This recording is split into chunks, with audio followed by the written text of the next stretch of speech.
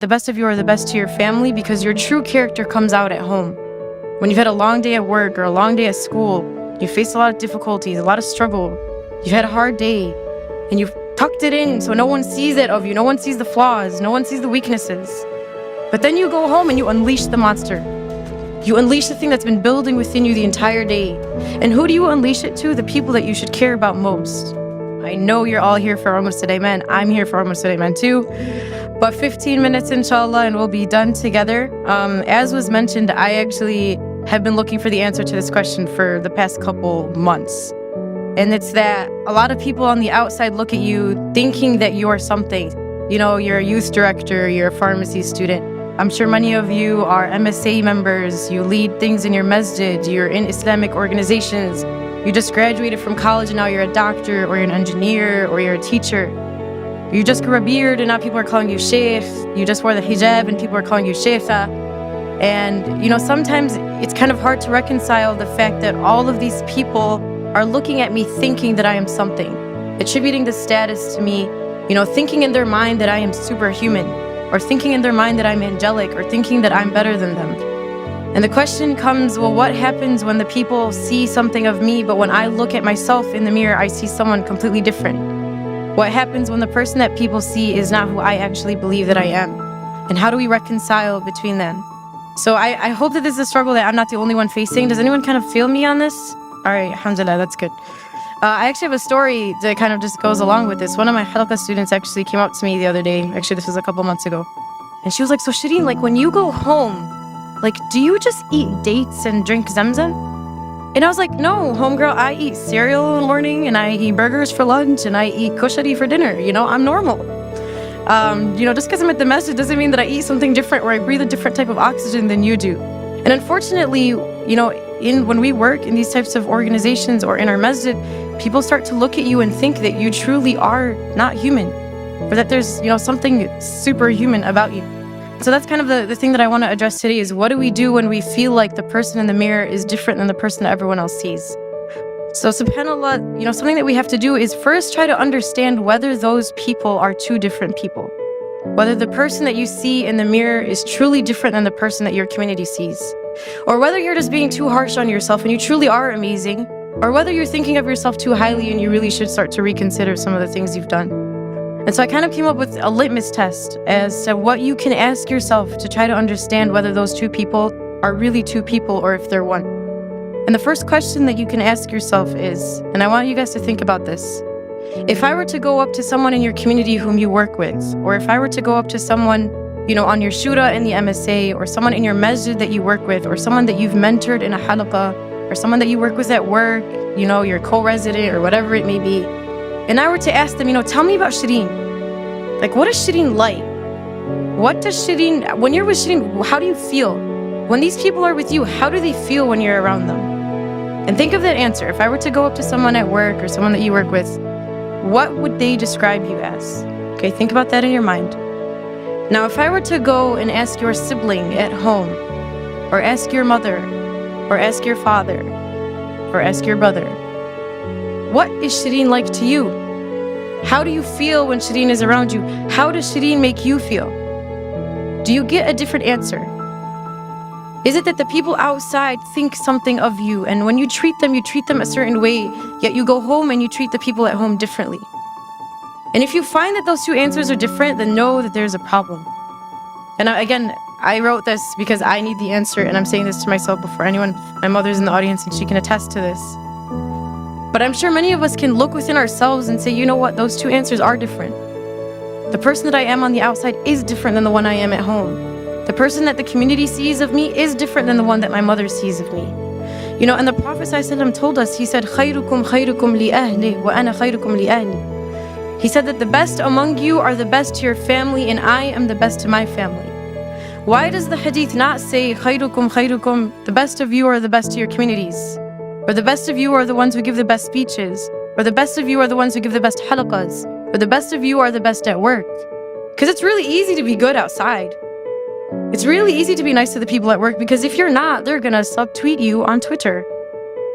And if you're not, they're gonna think you're terrible and they're gonna have this illusion of who you are and they're gonna talk bad about you. But if you do something bad to your mom, she's not going to disown you, I hope.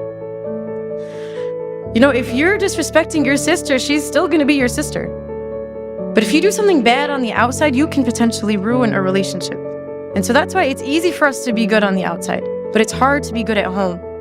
And that's why the hadith goes that the best of you are the best to your family, because your true character comes out at home.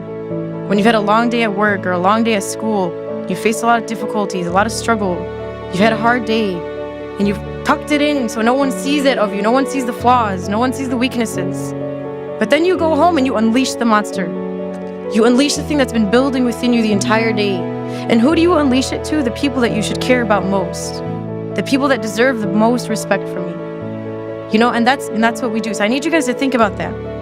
And Aisha radiallahu anha was asked about the Prophet ﷺ. She was asked, we know that the Prophet ﷺ on the outside is amazing. Tell us about what he's like at home.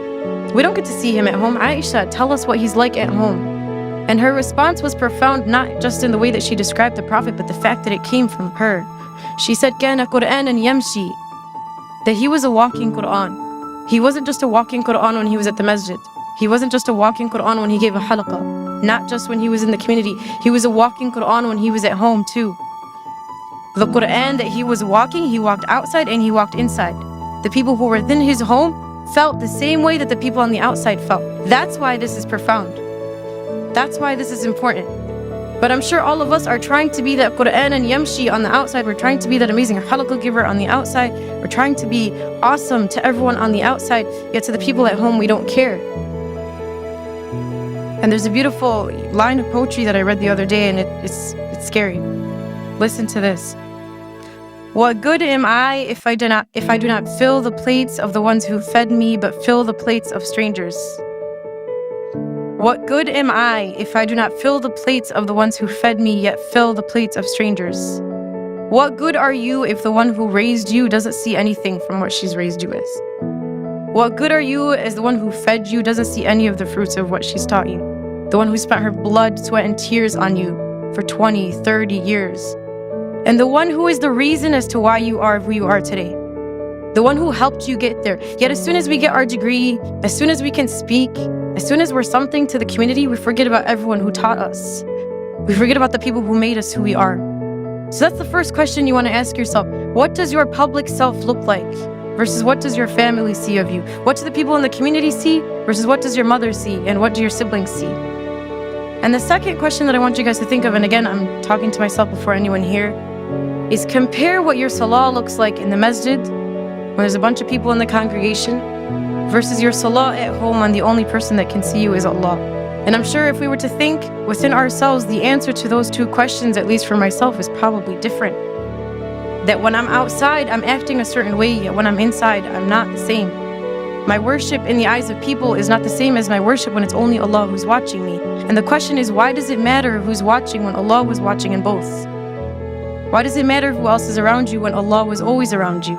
If you guys were at the session right before this, Sheikh Tariq Mustah mentioned a beautiful story, and I'm going to share it. So if you heard it, I'm sorry that I'm repeating, but he talked about how when he was 16, he became like a Quran assistant in his masjid, and he was teaching alongside of like this awesome sheikh, right?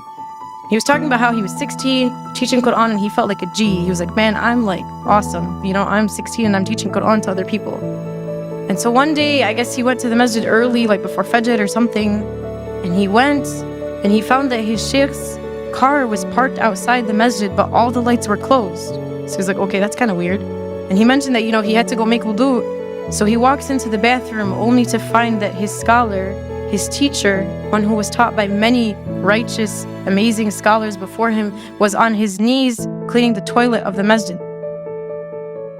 And so Sheikh Tariq Mustah goes to him and he's like, Sheikh, like, what are you doing? You're an amazing sheikh. You learned with this person and you learned with that, and your status is this. Like, how are you on your knees cleaning the masjid?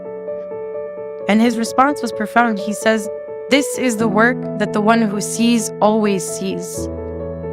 This is the work that when no one else saw you, Allah saw it. Because what we do is we love to be the one with the microphone. We love to be the one who everyone can attribute things to. We love to be the one with the title. I love to be quoted. I love for people to know who I am.